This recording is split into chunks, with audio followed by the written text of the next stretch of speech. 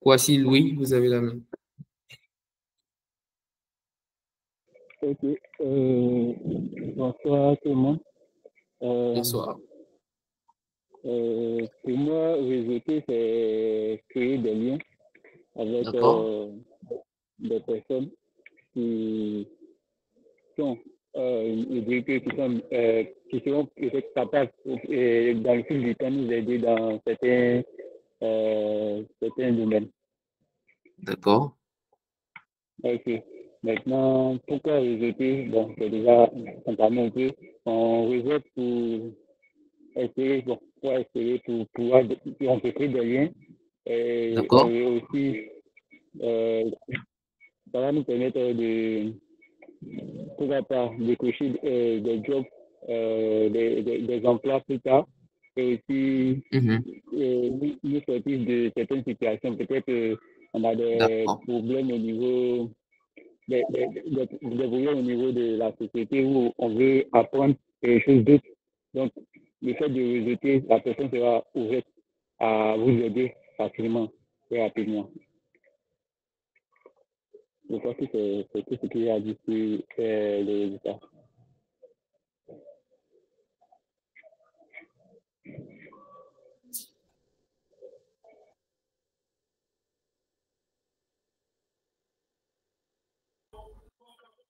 Merci beaucoup, Louis. Il n'y a pas de souci. Donc, on va passer à... Moi, je n'entendais pas du tout, justement. Il y a eu un problème de connexion de mon côté. Allô? Oui, allô. Le problème de connexion, c'était de mon côté ou bien c'était de... Je ne sais pas, mais en tout cas, je ne t'entendais plus. Du coup, je me suis posé la question, mais vas-y, c'est bon. D'accord. Je demandais, il n'y a pas de souci. Et Axel avait levé la main, donc on écoute Axel. Ok. Désolé, je parle beaucoup. Pour moi, le réseau, ça permet de bâtir ce que j'ai connu sous le nom plus tard de le cerveau collectif. Et en fait, en bâtissant son réseautage, on s'entoure en fait de personnes qui ont des compétences qui sont différentes des nôtres. Et donc, plus tard, quand on se confronte à certains problèmes, on a la facilité d'aller vers ces personnes-là, puisqu'on a bâti des liens, peut-être à travers un stage ou bien un temps qu'on a passé ensemble. Mais quand on est face à des problèmes qu'on n'a pas forcément les compétences, on peut facilement se référer à ces personnes-là et elles vont nous apporter les solutions rapidement. Alors que si on ne les connaissait pas, si on n'avait pas bâti des liens avec ces personnes, on serait allé chercher des réponses par nous-mêmes et on allait perdre énormément de temps. Du coup, le résultat, ça te permet de gagner en temps, en efficacité et tu résous rapidement tes problèmes parce que tu connais la personne la mieux adaptée à résoudre ce problème parce que voilà, tu connais ses compétences et tout. Super, d'accord. On va passer à Kémy. C'est Koulibaly ou Ibrahima qui avait levé la main premier?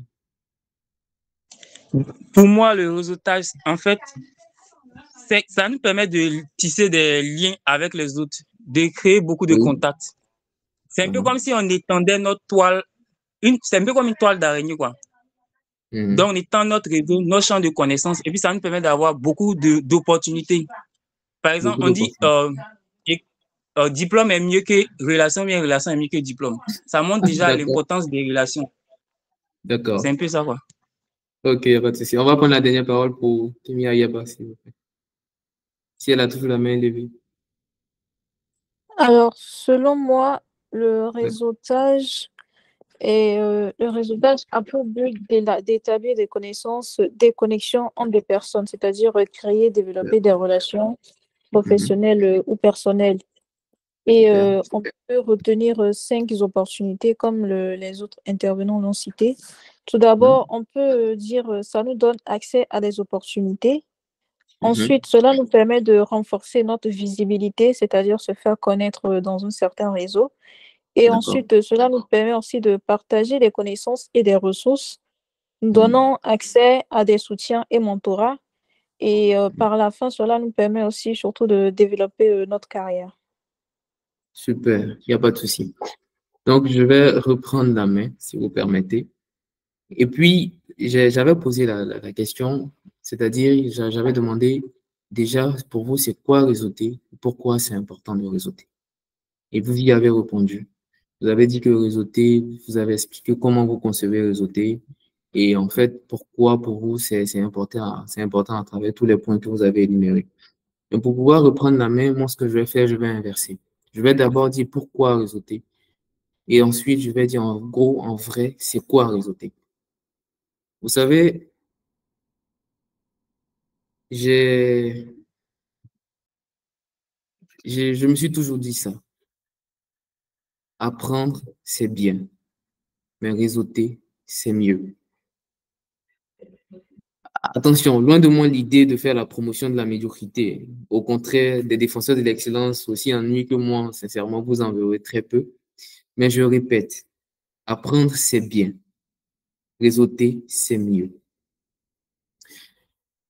Pour écouter en fait ce que j'ai à dire maintenant, on va essayer de faire un exercice ensemble, un exercice mental, c'est-à-dire que nous allons essayer de retirer le voile de l'illusion que nous arborons, que nous portons, et nous vertir de celui de l'évidence et de l'honnêteté. Très cher, il y a des postes, des opportunités, des fonctions et des niveaux que vous n'atteindrez pas par la seule force de vos diplômes et de vos compétences. Il y a des postes, des opportunités, des fonctions et des niveaux que vous n'atteindrez pas par la seule force de vos diplômes ni de vos compétences. Pourquoi? Simplement parce qu'à un certain niveau, la confiance et le relationnel prévalent sur les compétences et c'est un fait.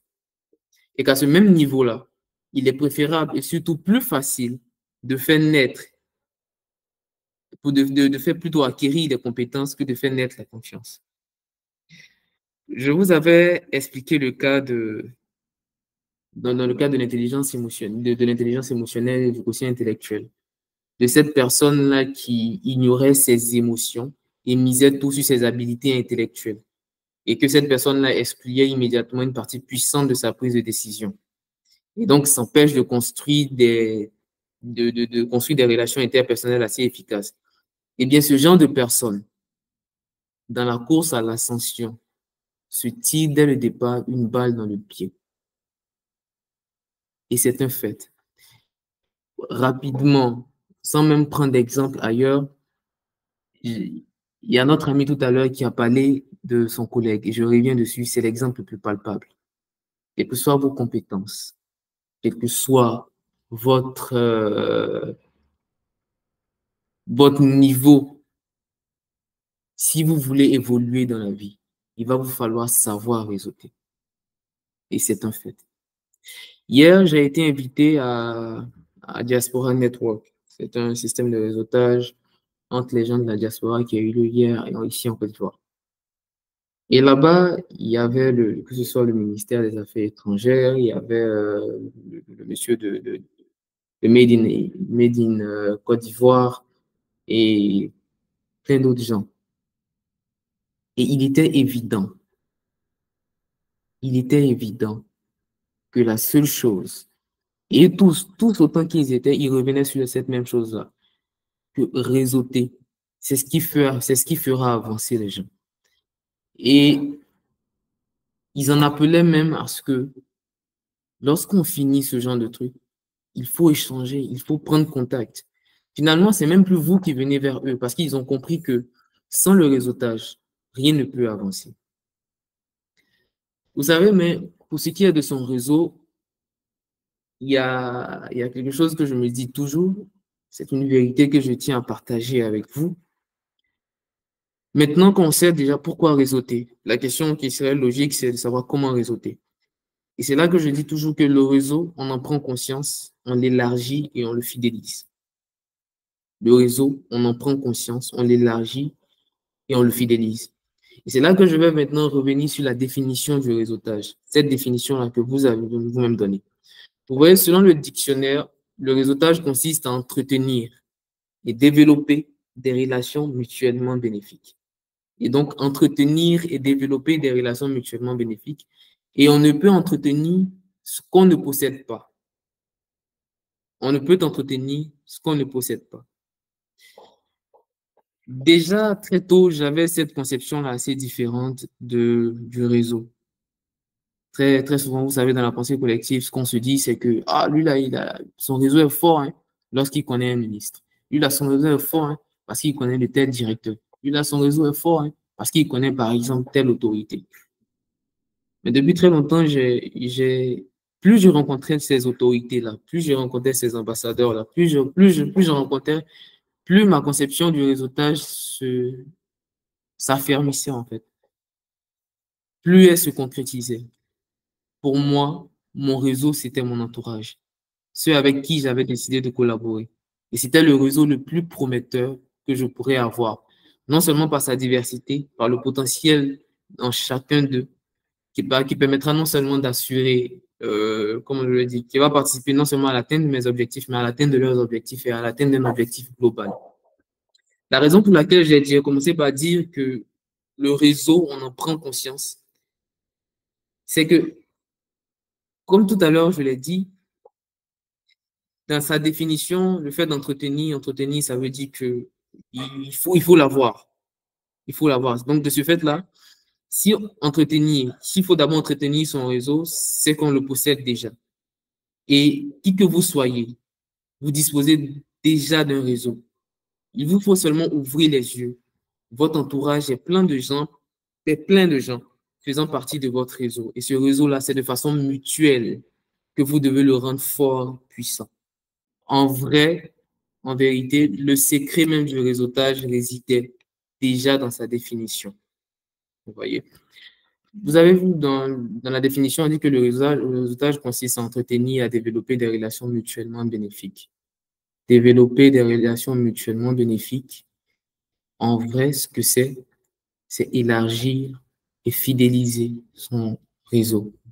Vous savez, malgré, moi, je me disais toujours que la définition du réseau en lui-même, on n'avait pas besoin de 1000 formations pour comprendre le réseautage parce que la définition en elle-même était tellement explicite, était tellement, comment je vais le dire, donnait beaucoup d'indices. Donc, c'est ce qu'on va essayer de voir ensemble. Le réseautage, en vrai, c'est un art. Le réseautage, c'est un art et comme dans toute discipline, dans tout art, il y a plusieurs règles, plusieurs techniques.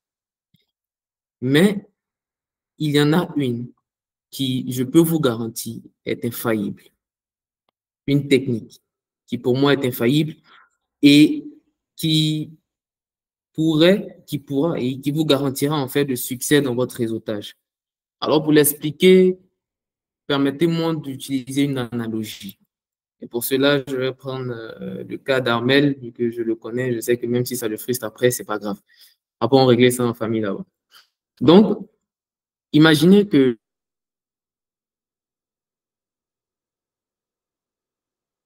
il y a un compte bancaire. Et donc, il se lève, il se rend dans l'agence bancaire la plus proche. Il va là, à la réception, il demande à avoir un banquier pour pouvoir ouvrir son compte. Et là, la réceptionniste le met en contact avec le premier banquier qu'elle trouve. Le banquier lui dit donc, Armel, tu veux ouvrir ton compte, d'accord, c'est déjà bien, voici les documents à fournir.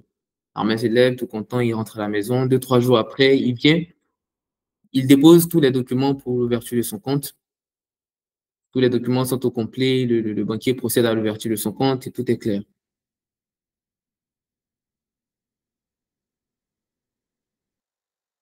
Son compte a bel et bien été créé et qu'il est maintenant apte à faire à l'utiliser à l'utiliser tout simplement. Dès que Armel reçoit le message de confirmation de création de compte, Armel se lève et part directement au guichet de banque pour essayer d'y faire un retrait. Donc, tout de là, devant le guichet, il insère sa carte et il demande à faire le retrait. Il demande à retirer un certain montant. Il y a une main levée. D'accord. Il demande à faire un retrait. Il demande à retirer un certain montant.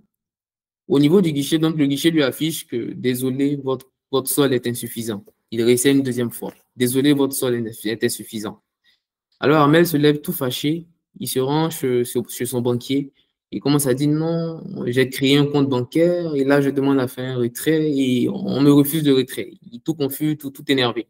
Et là, son banquier, lui également étonné, lui fait comprendre en fait qu'effectivement, vous avez créé votre compte. Mais pour pouvoir faire un retrait, il va falloir que vous fassiez des dépôts. En vrai, l'exemple que je viens de dire vous semble très, très évident, même banal. Et on pourrait même se poser certaines questions sur ce fameux Armel. Il dit comment on peut se permettre de réfléchir de la sorte. Mais malheureusement, Armel, c'est nous. Armel, c'est vous. Armel, c'est moi. Armel, c'est eux tous. Vous savez, lorsqu'on vient de rencontrer quelqu'un, lorsqu'on rencontre quelqu'un pour une première fois, ce qu'il faut considérer, c'est qu'avec cette personne, on vient d'ouvrir un compte relationnel. Et sur ce compte, vous allez devoir faire des dépôts. Et ce n'est que lorsque vous aurez fait des dépôts, des contenus de valeur, que vous pourrez faire des retraits et demander à une personne de vous rendre des services. Et c'est ce qu'on appelle le crédit social. Lorsque vous rencontrez une personne pour une première fois, il y a immédiatement ce qu'on appelle le compte relationnel qui est ouvert. Et sur ce compte relationnel, il va vous falloir faire des dépôts afin de pouvoir retirer plus tard. Et ces dépôts que vous faites, comme je l'ai dit, c'est ce qu'on appelle le crédit social. On peut se poser la question de savoir quel type de dépôt donc faut-il faire.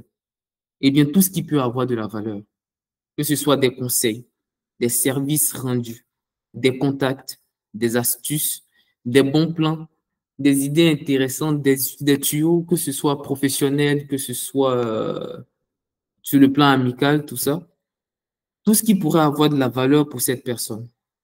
Et si jamais vous tenez à garder quelqu'un dans votre réseau et que cette personne, son côté sensible, ce sont les OM, peut-être plus souvent les jeunes coucous avec des dépôts. Mais pour cela, il vous faudra mettre à profit votre intelligence émotionnelle. Et c'est en cela que réside en fait le secret du réseautage, garni sur compte relationnel grâce à un crédit social. Et ce crédit social, c'est grâce à votre intelligence émotionnelle. Parce que, comme je l'ai dit, il va falloir que vous sachiez qu'est-ce qui pourrait être de valeur pour cette personne, pour mon réseau, pour mon entourage. Une fois que le compte sera bien approvisionné, alors là, et seulement là, vous pourrez faire un retrait sous une forme de demande de service, d'un pistonnage, d'un rendez-vous ou bien d'autres choses. Mais on le constate très souvent. Les gens, on rencontre souvent des gens que nous ne connaissons ni d'Adam ni d'Ève, ou du moins très peu, qui nous contactent soit sur les réseaux sociaux, même physiquement, pour nous vendre soit des produits, pour nous demander des services, nous demander en fait de pouvoir promouvoir leurs entreprises, de les pistonner souvent sur des marchés, alors que leur crédit social est à zéro. Leur compte relationnel chez nous est vide. Jamais ils n'ont commenté l'un de nos articles. Jamais ils n'ont eu d'action visant à vous encourager dans vos différentes entreprises. Jamais ils ne vous ont partagé une vidéo, un message ou une offre d'emploi. Rien qui ne soit dans votre intérêt. Bref, vous voyez, en fait, ce genre de personnes-là veulent faire un retrait sur un compte qu'ils n'ont jamais ou très peu alimenté. Eh bien, ces personnes-là, normalement, qu'est-ce qu'on se dit lorsqu'on se dit pourquoi, en fait, je vais me décarcasser à pouvoir l'aider, à vouloir l'aider. Vous n'êtes ni un support publicitaire, vous ne lui devez rien. Alors que s'il s'agissait de quelqu'un que vous voyez régulièrement, qui republie soit vos posts, qui les commente, qui vous manifeste de l'intérêt évident, celui-là, s'il vous demande, je suis sûr que vous serez prêt et plus disposé à l'aider parce que son compte relationnel à votre banque est créditeur. Et ça, inconsciemment, c'est comme ça que ça se passe avec le réseautage. Comme je le disais, lors de la dernière séance de réseautage que j'ai eue hier avec le Diaspora Network, je vous assure que tout tourne autour de ça. Tout tourne autour de ça. Réseauter, la base du réseautage, c'est votre intelligence émotionnelle. C'est votre capacité à comprendre, en fait, non seulement ce dont ont besoin les autres, mais également à maîtriser vos émotions. Cette faculté-là que vous aurez à collaborer, à approcher les gens et à discuter avec eux. C'est cette compétence-là qui vous permettra d'agrandir votre réseau. Après, on peut se poser la question, et ce serait vraiment légitime de savoir comment on évalue son réseau. J'ai tapé quelque part sur Internet comment évaluer son réseau. Quels sont les indicateurs qui peuvent définir en fait un réseau assez fort, un réseau capable. On dit le nombre de contacts, le nombre de contacts que vous avez rencontrés lors d'un événement, encore le nombre de contacts, le nombre de contacts, le nombre de contacts, bref, le nombre de contacts. Mais en vrai, c'est faux. Tout cela allait être vrai si ce n'était pas faux. Pourquoi? Parce que dans le réseautage, en matière de réseau, ce n'est pas la quantité qui compte, mais la qualité du réseau. Ce n'est pas la quantité qui compte, mais la qualité du réseau.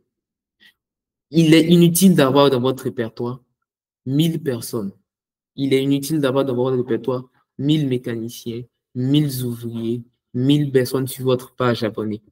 Il vous suffit simplement d'avoir des gens qui sont engagés. Des gens qui sont engagés. Des gens que lorsque vous appellerez, ils vont vous répondre immédiatement, qui pourront vous indiquer la solution. Donc, pour évaluer vraiment votre réseau, asseyez-vous et demandez-vous. Aujourd'hui, si je tombe malade, qui j'appelle pour me conseiller? Est-ce que dans mon réseau, malgré tous ceux que je connais qui ont fait médecine, si je l'appelle aujourd'hui, est-ce qu'il décroche? Et qu'est-ce qu'il fait pour m'aider? Tu dois regarder dans votre téléphone. Aujourd'hui, je dois voyager. Si j'appelle telle personne, est-ce qu'il pourra me trouver quelqu'un pour, par exemple, réceptionner mes affaires en Côte d'Ivoire ou garder toutes mes affaires en France? Si je voyage aujourd'hui et que je pars, par exemple, en Espagne, est-ce que dans mon réseau, il y a quelqu'un qui connaît quelqu'un qui pourrait réagir efficacement et vite pour pouvoir m'aider? C'est en ça que réside la force d'un réseau. Et tant que vous ne développez pas cette intelligence émotionnelle, qui bien sûr doit être accompagnée de votre quotient intellectuel, ce sera très difficile pour vous de vous démarquer dans le réseautage.